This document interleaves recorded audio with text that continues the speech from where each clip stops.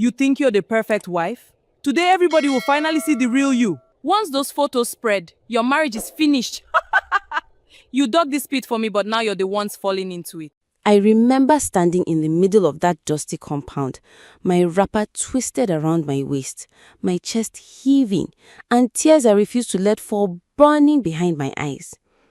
The whole family was there. Aunties, uncles, cousins, neighbors who had no business being there but came anyway, the way people always come when they smell someone else's shame. They were all staring at me. Some with pity, some with that particular kind of satisfaction that people wear when they have been waiting a long time for someone to fall. And my sister Amaka stood in the middle of them all, arms folded, chin raised, lips pressed together in that tight little smile she had been perfecting since we were children. The smile that said, "I have won." My cousin Ngozi stood beside her, one hand pressed dramatically to her chest, shaking her head slowly like she was watching something tragic happen to a stranger. I looked at both of them. These two women I had fed, defended, covered for, cried for, and something inside me went very quiet. Not the quiet of defeat, the quiet that comes just before a storm finishes gathering. But let me not start from there. Let me take you back to where it really began. Back to the morning they decided that I had become too much, too happy, too settled, too blessed, and that something had to be done about it. Because the trap they built for me, they did not just build it with their hands, they built it with their mouths, and their mouths are exactly what destroyed them. It started on a Tuesday. I remember because I had just finished packing the boys' school bags for the next morning, and Daniel had gone to bed early. He had a site visit in Lekki at 6 a.m., and he was the kind of man who took his work seriously. I kissed his forehead while he slept.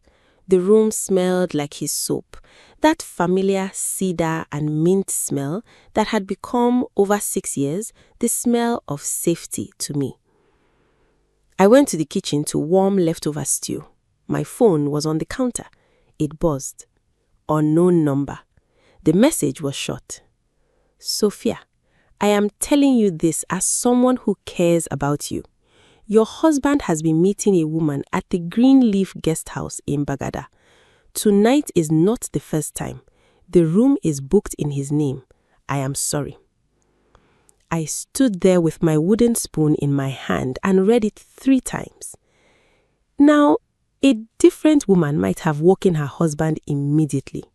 A different woman might have screamed or cried or thrown things. But I had grown up in a house full of noise and manipulation. I had learned very early that the first version of a story is almost never the true version. And something about that message, the neatness of it, the timing of it, the way it came just after 11 at night from a number I had never seen, did not sit right with me. I did not wake Daniel. I took a screenshot, put my phone face down, and finished warming my stew. But my mind was not quiet. My mind was running through every conversation I had recently, every gathering, every person who had recently been asking questions about Daniel's schedule, his office, his whereabouts. And then, slowly, like a shape forming in fog, a picture began to emerge. 3 weeks before that message, Amaka had come to visit. She had been unusually interested in Daniel. Not obviously. Amaka was never obvious. She asked questions wrapped in compliments. "Daniel looks so well, Sophia. He must be working hard. What project is he on now? Does he travel for work or is he mostly in Lagos?" I had answered without thinking. Why would I think? She was my sister. 2 weeks before the message, Ngozi had called me. Also unusual. Ngozi and I were not close in the way that felt warm. We were close in the way that family sometimes forces upon you. She had asked about a guest house in Bagada, said a friend was looking for accommodation. I had told her I didn't know any guest houses in Bagada. She had laughed and changed the subject. Now, standing in my kitchen at 11:15 at night, the stew bubbling softly, I heard both of those conversations again, and my blood went cold. I did not sleep that night. I lay beside Daniel and listened to him breathe, even, slow, untroubled, and I thought. I turned things over and over. I looked at the message again. I looked at the number. I tried calling it just after midnight. It rang twice and cut. When I called again, it was switched off. By 3 in the morning, I had made a decision. I was not going to go to that guest house screaming like a wounded woman. I was going to go carefully, quietly, with my eyes fully open. But first, I needed to know who sent that message, and I already had a suspicion that was starting to feel less like a suspicion and more like a certainty. I just didn't know yet how much worse than I imagined. Let me tell you about Amaka so you understand. Amaka is 2 years younger than me. She's beautiful in the obvious way, the kind of beautiful that makes people look twice in a room. She grew up knowing it, and she grew up using it. When we were children, Amaka got things by smiling. I got things by walking. That was simply the shape of our lives. When our father died, I was 22. Amaka was 20. Our mother was devastated. Our younger siblings were small, and the money was suddenly gone in the way money disappears when the person holding it dies without a plan. I was in my 3rd year at university. I left, not because anyone asked me to. Nobody asked me to. I left because someone had to. I worked 3 jobs in 3 years. I sent money home every month. I paid school fees. I paid hospital bills. I bought food. I kept the family alive while I starved myself of the life I had been building. Amaka finished university. I made sure of it. I am not telling you this so you will pity me. I am telling you this so you will understand what it meant when, 7 years later, Amaka sat in my living room eating food I cooked and looked at my husband the way she looked at him. I noticed it the first time and told myself I was imagining things.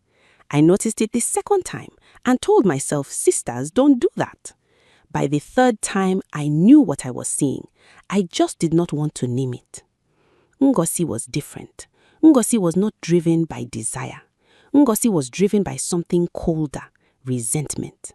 Ngozi had always believed that I thought I was better than everyone, that my marriage, my children, my home, all of it was a performance of superiority. She had said it once at a family gathering when she thought I was out of earshot. Sophia always has to be the one on top, always the one people praise. It will not last. These were the 2 women who decided to bring me down. What I did not know yet, what I only found out later, was exactly how they had planned it. Amaka had created the fake number using one of those online SMS applications. She had sent the message while sitting beside Ngozi in Ngozi's car, both of them watching the screen and waiting for my reaction. When I didn't call Daniel or post anything on my family WhatsApp group that night, they assumed I was stewing in silence. They did not know I was planning. They assumed I was falling apart. They were already making plans for the next stage, the photos, the scene, the humiliation. Ngozi had a friend, a man named Femi, who owed her a favor. He was supposed to be at the guest house, dressed casually, available to be photographed near a room booked in Daniel's name. If I arrived and saw him, a man I didn't know, near a room booked in Daniel's name, Ngozi and Amaka would be nearby with phones ready to capture my reaction. A woman screaming in the corridor of a guest house. A woman who looked jealous, unstable, destructive. Those photos would go to my mother-in-law, to Daniel's colleagues, to every family group. And I would spend years defending myself against images that told only the story they had written. That was the plan. It was detailed, it was deliberate, it was vicious. And it almost worked. If you have ever been betrayed by someone you fed, someone you carried, someone you loved before you fully knew what love would cost you, then you already know exactly what I felt when I finally understood the full picture. Stay with me, because what happened next, what they did not plan for, is the reason I am sitting here today with peace in my chest instead of ash. Subscribe to this channel if you believe that what is done in darkness always finds its way to light, because this story is about to show you exactly how that happens.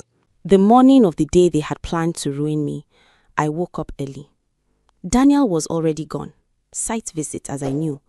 I made the boys breakfast, took them to school, came back, changed my clothes.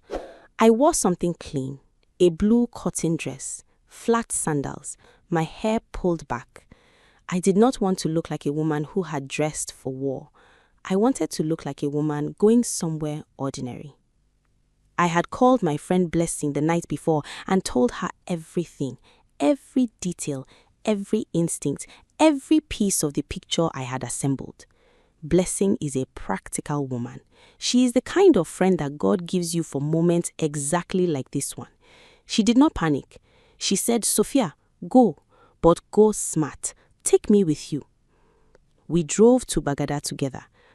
I had searched for Greenleaf Guest House and found it easily, a small, faded 2-story building on a quiet side street, the kind of place that catered to people who needed discretion. It had a small gate, a security man reading a newspaper, and a narrow flight of stairs visible through the entrance. We parked 2 streets away. Blessing stayed in the car. I walked to the gate slowly, calmly, like a woman who had done nothing wrong, which I hadn't. The security man looked up. "Good morning," I said. "I'm looking for the guest house manager." He pointed me inside. What happened next, I did not plan for. I was still at the gate when I heard it. Sound travels strangely in the early morning. The street quiet, no heavy traffic yet. The air still cool and damp from the night. The guest house had a ground floor parlor with a window that faced the small compound, and the window was open. From inside, I could hear a Bluetooth speaker playing, and from that speaker, I could hear voices. I recognized the first voice immediately, Amaka. She will come. You know how Sophia is. She cannot resist. The moment she thinks Daniel is involved. And then Ngozi cutting in, laughing. The photos just need to be clear. Once we have them, we send to Mama Daniel first, then the family group. By the time Sophia tries to explain herself, nobody will believe her. I stopped walking. I stood completely still in that compound and listened. The speaker was playing a recording, not a live conversation. A recording from the previous evening, I realized later, when they had been inside the room doing final preparations and accidentally left Ngozi's phone connected to the Bluetooth speaker. The phone had auto-played the voice note they had sent between themselves, the full conversation, every instruction, every laugh, every callous detail of what they had planned for me. And I was not the only one hearing it. Behind me, the security man had put down his newspaper. From the street, 2 women from a nearby compound had stopped at the gate, drawn by the sound, and pulling up in a car I had not seen yet, a dark green Camry that belonged to my mother-in-law, Mama Daniel, who had received a concerned call from a neighbor the night before about rumors concerning her son, were 3 people stepping out of the vehicle. Mama Daniel, my uncle Papa Chuku, and my mother. My mother, who had also received a message from that unknown number, who had not told me, who had come to see for herself. They all arrived at the same moment to the sound of Amaka and Ngozi's voices playing through a speaker, confessing everything. I have replayed that moment many times since then. The look on my mother's face as she stood at that gate and heard her own daughter's voice scheming to destroy me. I have replayed it and I still cannot find the right word for what I saw. It was not anger exactly. It was something more like grief. The grief of a woman who realizes that something she believed was never true.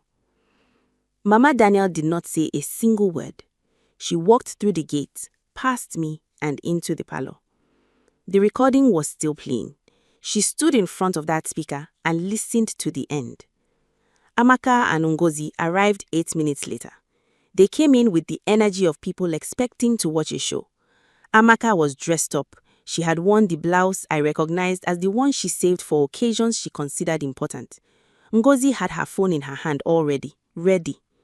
They walked through the gates. They saw the cars. They saw the people. And they saw me. I was not screaming. I was not crying. I was standing quietly to the side with my hands folded in front of me and my face completely still. Amaka's expression, I will never forget it.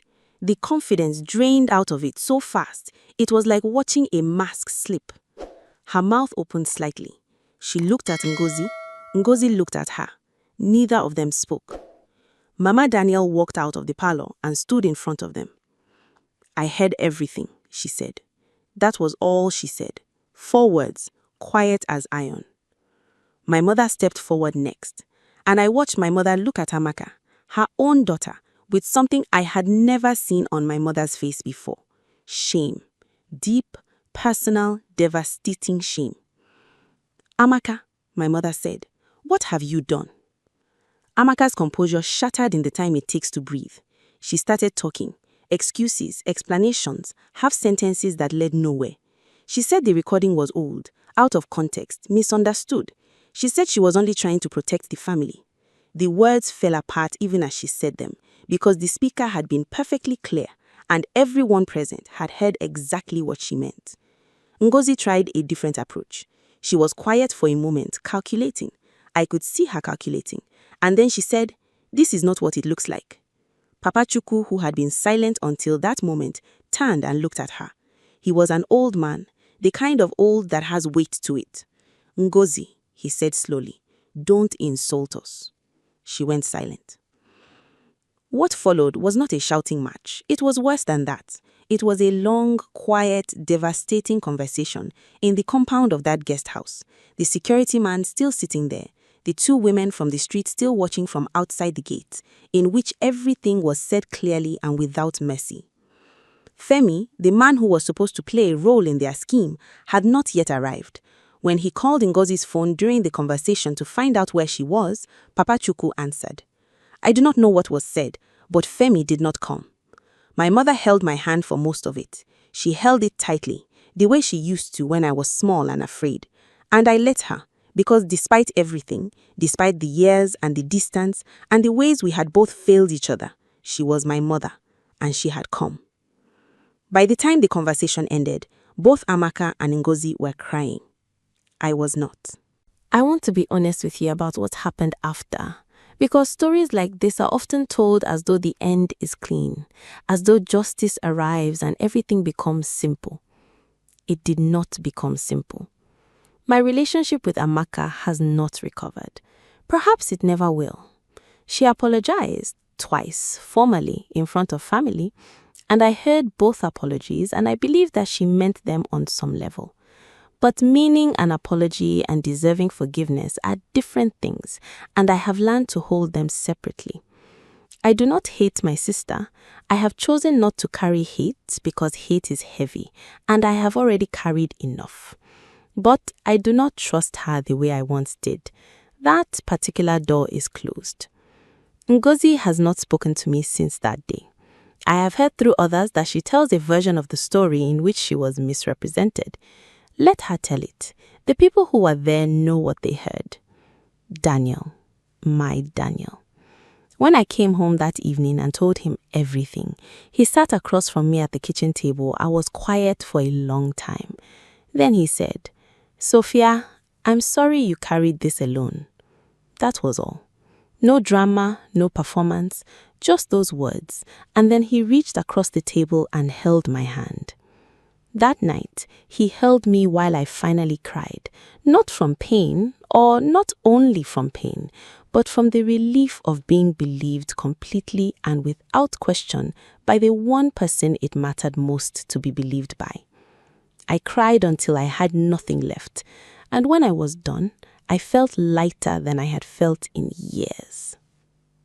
Here is what I want to leave with you, because every story worth telling has something worth keeping. The people who set traps for you are counting on one thing: your reaction. They need you to lose control, to become the story they have written, to confirm the version of you they have invented. The moment you stay calm, stay clear, and trust what you know, you have already escaped the trap. They could not manufacture my breakdown because I refused to break down on command. They could not make me look unstable because I did not arrive in chaos. The trap they built required my participation, and I withheld it. And their own words, their own planning, their own laughter at my expense played through a speaker and did the work I never had to do myself. I did not expose them. They exposed themselves. That is how it always goes when you are patient enough to let it. If this story reads something inside you, if you know what it feels like to sacrifice for people who used your sacrifice against you, to love someone who was measuring the distance to your throat, then share this story with someone who needs to hear it today. And if you are still waiting for your moment, still standing in the middle of what feels like a mess they made for you, hold on, stay quiet, stay clean, let them talk, because the speaker is always on somewhere, and the truth always finds a way to play.